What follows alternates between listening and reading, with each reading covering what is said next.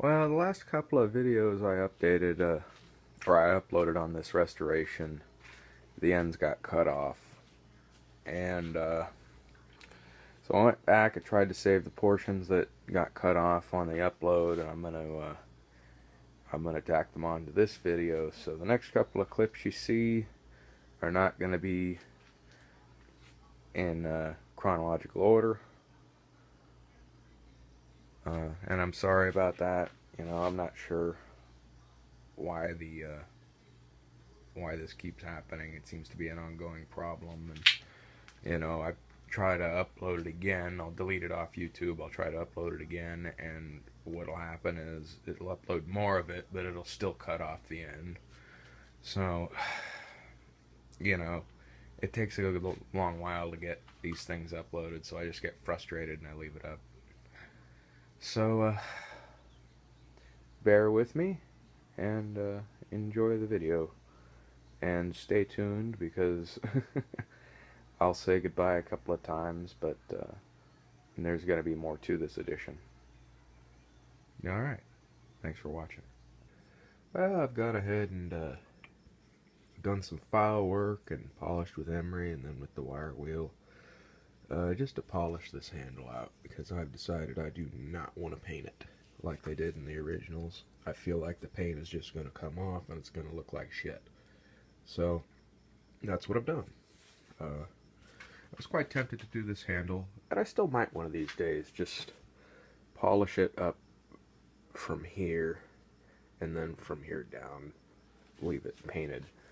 But I'm not going to do that just yet. This I know is going to be touched more often, or, well, nah, I don't know. Probably not, really. But anyhow, it looks fairly good. There was still some porosity in the casting I didn't try to totally get out. And it could certainly use a little bit more, you know, just because, you know, looking at it in close detail. But when it's down there, it's gonna be looking just fine. Nobody's ever gonna really notice it or care that much. But I'll know it's there, and now that you've seen this video, you'll know it's there. So one day I might go back and do that a little more, just to get rid of that. But I think Halligan 142 did some videos on polishing hand wheels and talking about how you use the file. And I'm not going to go through all that. You just, you know, first off, be decent with a file.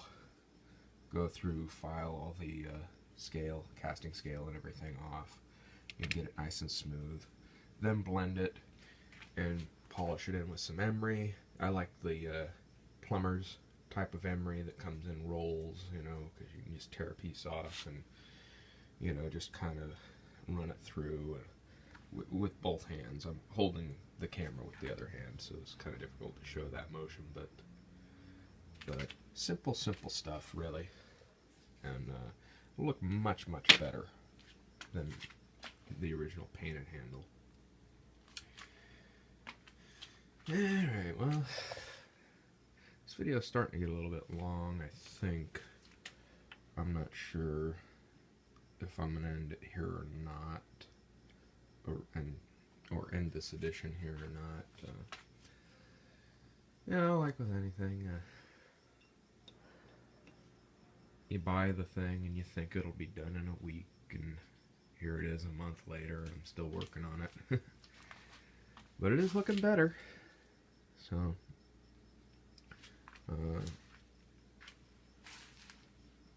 yeah, I'm gonna try and do when I get my new apron casting and get all my felts and everything. I'm gonna try and do an assembly video on the apron and the gearbox there. I'm gonna take it apart, take it back apart and put the felts in it, you know. Actually, it's not fully together as it is right now. So, we'll see. Alright, I will see you in the next clip or video. Well, I was playing with this and I noticed, yeah, there's something wrong there. I guess that this follower was actually made for like a heavy 10 or a 10K, light 10, and not the 9-inch South Bend. So I'm pretty disappointed about that, especially considering I already got it all cleaned up and painted. So if anybody out there has a 9-inch South Bend, either a steady or a follower, and they would like to make a trade, I would trade this straight across, you know. So it's pretty much like brand new. I don't think it's ever been used. There ain't no wear on those jaws at all. So yeah. But alas, the video is getting a little bit long, so I think it's about time to wrap it up for this edition. Still need to complete getting my motor wired up. Still need to go and purchase some felt, and need to get some new wire, some 6-conductor wire to run the motor, and another power cord as well, because I just grabbed this one out of the scrap heap, and yeah, that goes without. No more words need to be said about that. So that's going to be replaced as well. If you like these videos, go ahead and like them. If you have any questions or have something to say, by all means, leave me a comment. And if you'd like to see more of these, please do subscribe. Have a nice day, and thanks for watching. I thought I'd tack this on at the end of the video here. So I've gone over here and I have a shim washer in here behind my 20-tooth stud gear, and that brings everything into alignment now. So that's all good to go. I have well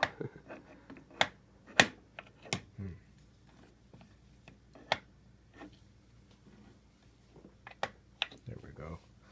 I have my gearbox all put back together here. Well, anyway, there we go. So as you can see, the lead screw turning there. And I'm not sure what the heck feed that's on. Well, let's take a look here. Let's see here. Hole, what would that be? Hole D. D. Number 1. So that would be on a 64 threads per inch, or a 53 thousandths feed right there in that setting. Not that that matters too much, but anyways, that's all put back together. Got the new felt in there and everything. Over here I put a little shim washer in between the ball crank and the dial, and that brings my backlash down to about that much. So I'm happy with that. That's an acceptable amount of backlash right there for me. Not that backlash really does affect accuracy too much at all, if you know what you're doing and you know how to compensate for it. Well, I was at a client's the other day, and he gave me this here sway bar. Well, actually, I asked him for it because it was sitting out basically in his garden. So now I got steel to make a countershaft from. You see, I'm going to be taking about 1/4 inch off of this radius. So, you know, almost hate to waste such nice large diameter steel for this shaft, but it was free, and I don't know, I might get to machining it and decide that it's more trouble than it's worth, but I've machined a lot of junk steel. I could cut this with the hacksaw, and you know, it can be filed and everything, so it should be able to be machined. Might have to play around with the speeds and feeds for a bit, which is why it's nice when you're using a mystery metal such as this, to have something bigger than what you need, so you can play around and figure that out and find out what works best. Swap your tools out maybe, and you know, mess with the clearance angles and things like that, so you can get a nice finish. But I have every confidence this is going to make a good shaft, plus I'll have a good amount of metal left over. Okay, so here we have my belting kit.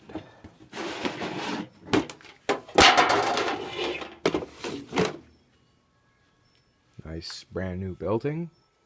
It's about 5 or 6 years old, but hasn't been used, so it's still brand new. Got our clipper type lacing.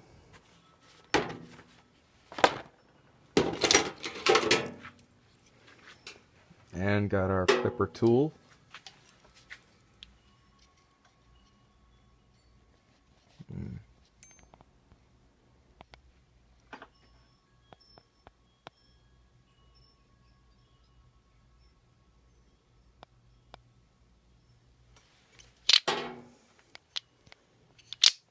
Alright. So, I'm probably not going to be using the clipper lacing or tool on this belt, because I had tried to hand lace out on my drill press back here, and why won't you focus? There we go. Yeah, I tried the hand lace on my drill press, and it's so much quieter and so much nicer.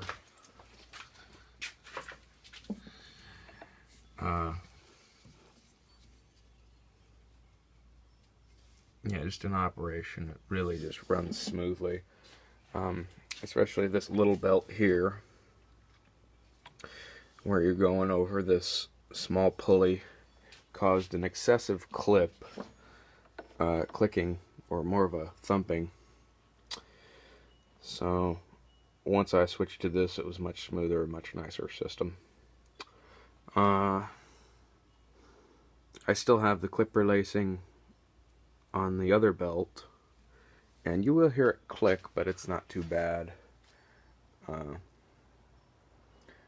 Just quite frankly, I think that the hand lace is superior. You don't need a tool to do it. You know, it's I use a drill press with a small drill to drill holes to run the lacing through. But that's about all there is to it. And you can do that probably with a hand drill, or you could punch those holes probably. This belting is pretty tough, so it might be kind of hard to punch, but you could do that. Anyhow, so you gotta trim that other belting down on the table saw and get it down to width, and then drill the ends for the lace I'm going to use, and it should work out nicely.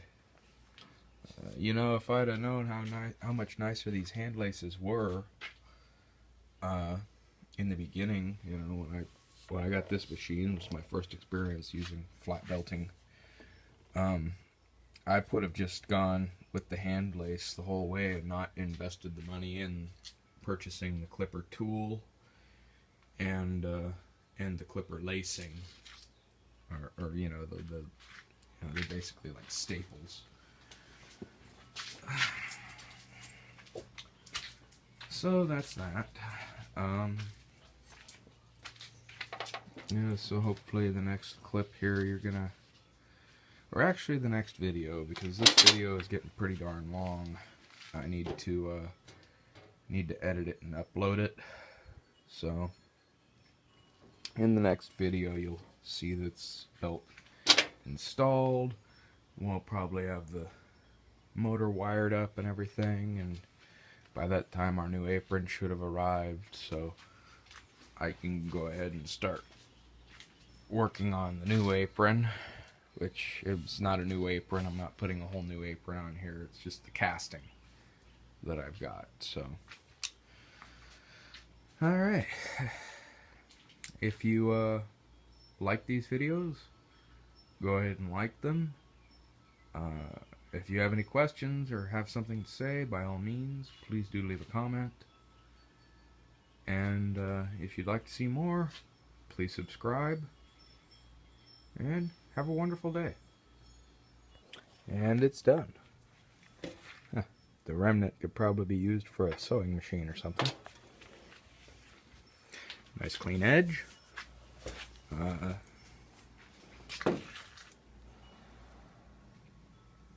And just the right width for the pulleys. Possibly slightly too wide. I have a little play in there. We'll see. I can always shave it down a little bit. So, alright. Thought I'd tack this onto the end. Have a nice day. Also wanted to add, if you're going to cut belt down like this on a table saw, be careful to try and get your end so that it doesn't want to get sucked down in that slot there, because that could create a dangerous situation.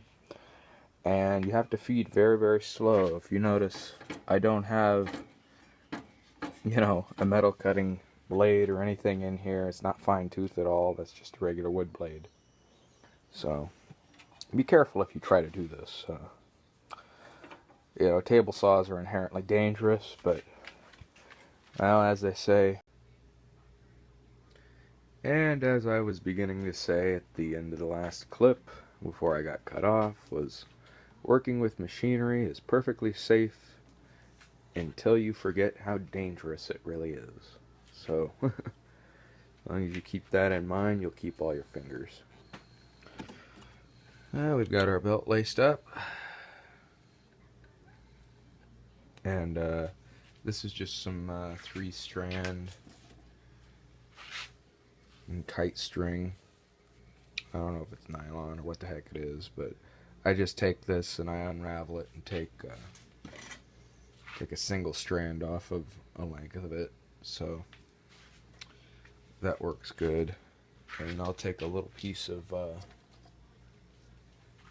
to get this woven, or to get this stitched, I take a little piece of wire and I fold it in half, and then I can pitch it down. I can put it up through the hole.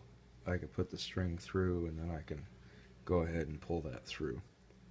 And that works out quite well. It's a little bit tedious, but, you know, it's an easy solution. So, we're all belted up now. And, yeah, thanks for bearing with me. If you were interested in seeing any little odds and ends and things that got cut out accidentally from the last few editions, the apron casting has now arrived, but it's at my friend's house, so I gotta go pick it up from him, because I don't like to.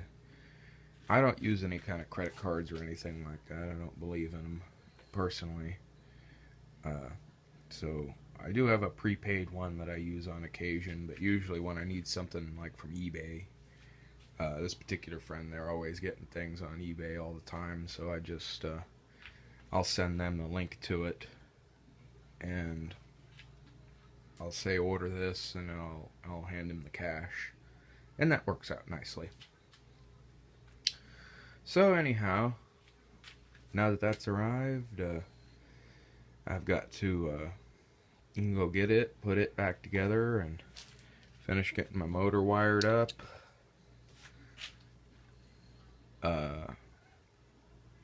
And then from there, all I gotta do to make chips is go ahead and fit up a chuck and a tool post. So I think I've closed this video enough times. Thank you for watching, and stay tuned for the next edition, because we should have this lathe running at that time. Have a wonderful day.